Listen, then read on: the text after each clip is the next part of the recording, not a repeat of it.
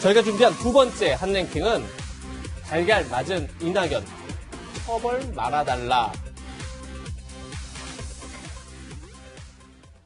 네, 어제였죠. 이낙연 더불어민주당 대표가 춘천 중앙시장을 방문해 상가 거리를 걷던 중 갑자기 날아든 달걀에 얼굴을 맞았습니다.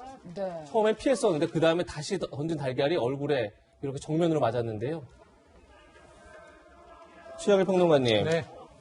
당시 달걀을 맞을 줄 상상도 못했을 것 같은데 그렇죠. 이낙연 대표가 주변 굉장히 당혹하는 기색이 역력합니다. 먼저 왜 이 대표에게 달걀을 던진 거죠? 춘천에 방문해서 중소상공인들하고 회의도 하고 시장을 이제 시찰하는 과정이에요. 사실은 환영의 분위기였고요. 저렇게 뭐 적대적 행동은 상상도 못했을 분위기인데 예. 내용을 들여다보니 사연이 있었습니다. 예. 그런데 이게 이낙연 대표를 직접 겨냥한 것은 아니었던 거예요. 네. 이 춘천 지역 내에 이런 일이 있습니다. 레고랜드가 지금 이제 개장을 앞두고 있는데요. 레고랜드요. 레고랜드. 우리가 잘 알고 있는 장난감. 예, 예. 조립하는 레고인데. 테마파크인 거죠. 예, 테마파크가 예쁘게 지어졌습니다. 이제 굉장히 전국적으로 화제가 될 것 같아요.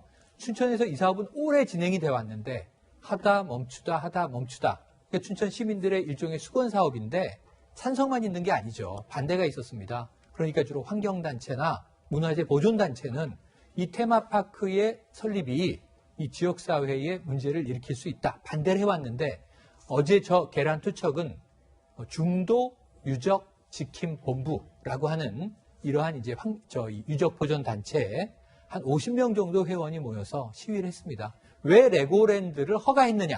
이게 이제 관건이었고. 그 레고랜드를 개발하면서 유적이 네. 파괴됐다 이런 얘기가. 그러니까 레고랜드 반대 입장 측의 시민단체였던 거죠. 예, 예. 그러다가 이제 레고랜드 허가의 책임을 물으면서 이 이낙연 대표가 방문했던 김에 계란을 투척했고 그게 이제 맞게 된 것이죠. 네, 위원님 뭐 저희가 앞서서 같이 영상도 보셨지만 이렇게 달걀을 맞은 후에 이 대표가 손수건으로 얼굴이랑 이렇게 옷을 닦는 모습도 보였는데 이 사건이 있은 후에 자신의 SNS에 바로 또 글을 올렸더라고요. 그래서 처벌을 하지 말아달라고 알렸다. 그분들로서는 간절히 하시고 싶은 말씀이 있었을 것이다. 이런 글을 올렸더라고요. 그러니까 이 정도로 끝난 게 이제 일단은 다행이라고 할 수는 있겠죠. 그렇지만 그 정치와 관련해서 어떤 그 물리적 행동은 굉장히 위험하다. 사실 네. 그 계란 투척이 이번이 처음이 아닙니다. 김영삼 대통령이 공항 가는 길에 그 색깔이든 빨간 그 달걀을 맞은 적이 있고 2002년에는 노무현 대통령이 그 맞았고 2007년에는 이명박 전 대통령이 그 맞았고 2007년에는 이회창 전 국무총리 그러니까 여당 대표도 야당 대표였죠. 그때 맞은 적이 있습니다. 전부 예. 이제 화면에 보시는 것처럼 그 이후에 더 큰 사태는 없었기 때문에 뭐 노무현 대통령 같은 경우에는 뭐 달걀 맞아서 일 풀리면 어디 가서든 맞겠다. 정치하는 사람들이 한 대씩 맞아야지 국민들 화 풀리지 않겠냐 이런 얘기도 하고 그다음에 이회창 그 대표는 저에 대한 관심이 많아서 애정 표현한 것 같은데 달걀로 마사지했다 이 정도로 했습니다. 그리고 2014년에도 많이 알려지지는 않았는데 안철수 국민의당 대표가 그 광주 MBC 앞에서 수십 개의 달걀 세례를 받았다고 합니다. 예. 그때도 안철수 대표도 뭐 괜찮습니다 뭐 이렇게 하고 넘어가긴 했는데 네. 우리가 왜 이 문제를 심각하게 보면 그 이제 선거가 그러니까 이제 4.7 재보선이 있고 그 이제 내년에 대선이 있지 않습니까? 예. 2010년을 돌이켜 보면은 우리가 신촌 그 내 오거리에서 박근혜 그 당시 한나라당 전 대표가 그 끔찍한 그 테러를 당하지 않았습니까? 예. 그렇죠. 그래서 언제든지 후보들은 위험에 노출할 수 있다. 이 부분을 알고 후보 개인도 그다음에 당에서도 잘 지켜야 될 필요가 있고 경찰에서도 이제 후보가 되면은 그 경호를 좀 지원해주긴 하는데 예. 혹시 만약에 대비해서 왜냐하면 지금 상황이 조금 그 정치적으로 좀 양극화된 측면이 있기 때문에 네. 경찰에서 좀 더 그 신경을 써주길 바라고 이런 분위기가 형성되는 과정 중에 중요한 이유 중에 하나가 뭐냐면은 그 정치권들의 어떤 극한 갈등입니다.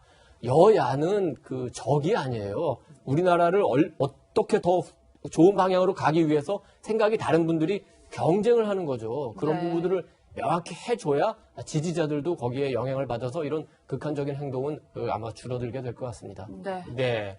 꼭 이번 사건과 관련된 건 아니지만 어쨌든 정치적 양극화가 후보들을 위험에 빠뜨릴 수 있다 이런 이제 지적을 하셨는데 류 변호사님, 네. 이낙연 대표는 처벌을 원치 않았지만 사실 이건 엄연한 폭행이잖아요. 그렇죠. 그럼 처벌을 원치 않아도 처벌이 되는 건가요? 어떻습니까?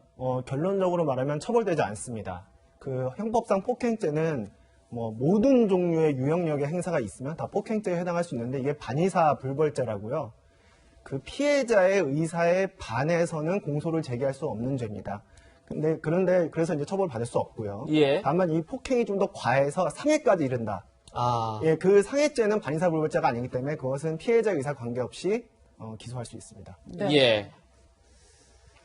여권의 또 다른 대선 주자인 이재명 경기도지사 이야기도 해보겠습니다. 이제는 본인의 확실한 브랜드가 됐죠. 기본소득, 기본주택, 이른바 기본 시리즈인데 이번에는 기본 대출을 들고 나왔습니다.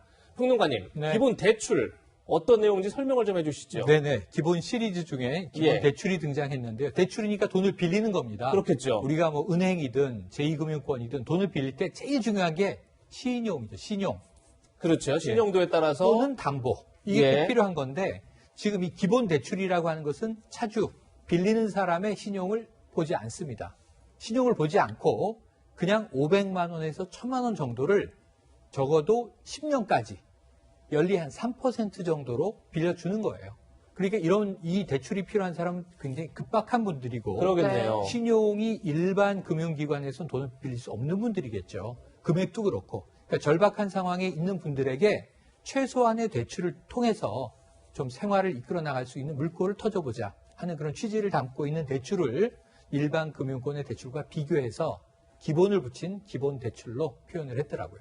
네. 예. 위원님, 그런데 이제 이 지사의 기본 시리즈를 두고 뭐 여의도에서는 굉장히 갑론을박이 많은 상황인데 특히 야권에서는 뭐 비판의 목소리가 좀 큰 것 같아요. 뭐 야권의 목소리를 좀 보시면 뭐 돈 먹는 공룡이다. 본인의 돈으로 해결을 하라. 뭐 이런 취지의 비판의 목소리가 나오고 있어요. 그렇죠. 일단 그 기본 소득 그 재원이 다 어디서 나오냐? 기본 주택 뭐 30년, 40년 어떻게 평생 살게 된다는데 그럼 그 많은 주택을 다 어떻게 건설할 거냐? 기본 대출. 그러면 은행은 어떻게 할 거냐? 은행은 파산해도 되는 건가? 이런 데 기본적인 그 의문들이 있죠. 그래서 가장 중요한 건 그게 실현 가능하냐? 이제 질문을 던졌는데 이재명 지사는 성남시 차원에서 경기도 차원에서는 했어요. 그러면서 이거 실현 가능하다. 예. 뭐 일단 했으니까 실현 가능하다고 뭐 어느 정도 인정을 하고 그럼 두 번째 이게 더 중요한 거죠. 지속 가능하냐. 네. 한 번은 줄 수 있다. 근데 이거를 1년, 10년, 30년 계속 공급하는 게 과연 가능하냐. 여기에 대한 대답은 이제 이재명 지사가 앞으로 내놔야 되는데 그게 굉장히 어렵다고 보는 거죠. 예를 들어서 이제 뭐 기본소득이라고 이번에도 이제 10만 원씩 나눠줬는데 그 재원을 그러면 지방채 발행해가지고 하는 거 아니냐 했더니 아니다. 지방채 하지 않았다. 경기도 돈으로 그냥 다 가능했다고 하는데 자세히 들여다보니까 경기도가 계속 쌓았던 기금에서 돈을 빌려가지고 그 기금에서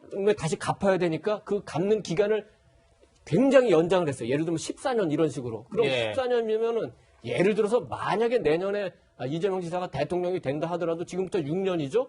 그러면 그로부터 또 8년 뒤에 그 세대들이 그 돈을 갚아야 된다는 얘기입니다. 그게 과연 정의로운 얘기입니까? 그리고 말로는 뭐 기본소득이라는 이름을 붙였지만 이 행위의 본질은 뭐냐면은 경기도가 청년이든 누군가에게 돈을 주는 겁니다. 예. 돈을 받은 사람은 기쁘죠. 그러면 돈 받았으니까 나도 뭔가 해주고 싶죠. 그게 혹시 한 표가 아닐까요? 이런 점에서 정치적으로도 굉장히 위험한 행위다. 이런 거를 지적을 해야 될 것 같습니다. 예, 이도훈 논설위원의 개인 의견 들어봤는데 그럼 이재명 지사의 주장은 뭔지도 다시 한번 살펴보겠습니다. 그렇죠. 이재명 지사는 언론사에서 보도한 내용을 두고 신용도 보지 않는 대출 상품을 만들라고 요구한 적이 없다. 경기신용보증재단이 은행에 보낸 공문은 과연 경기도 신용보증재단이 보증을 서준다면 지금 얘기한 것처럼 신용도가 낮은 사람에게도 기본 대출이 가능한지 여부를 문의한 것이다. 이렇게 오늘 해명을 했고 조금 전에 제가 본 것처럼 기본주택, 기본소득, 기본대출은 저성장 시대 경제의 선순환을 위한 경기도의 정책이다. 이렇게 좀 강조하고 있습니다. 유지아 변호사님. 네. 유 변호사님은 지금 경기도 이재명 지사가 계속 기본소득, 기본주택, 이번에 기본대출을 좀 내놓은 상황인데 지금 이도훈 논설위원께서는 과연 그 재원이 어디서 나오느냐. 결국은 후대에게 빚을 떠넘기는 거다 이렇게 굉장히 강하게 비판하셨어요. 변호사님은 어떻게 보십니까?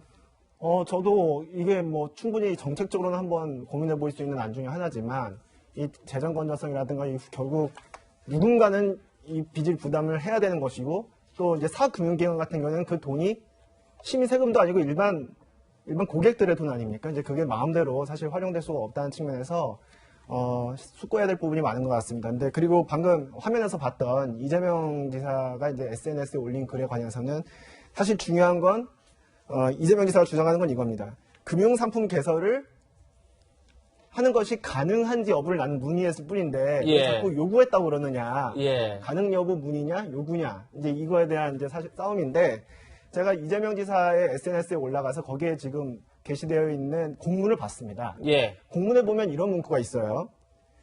경기도 중점 추진사항님을 고려하시어 예외 운용 적용 등 가급적 전방위적인 검토와 의견을 확인해달라.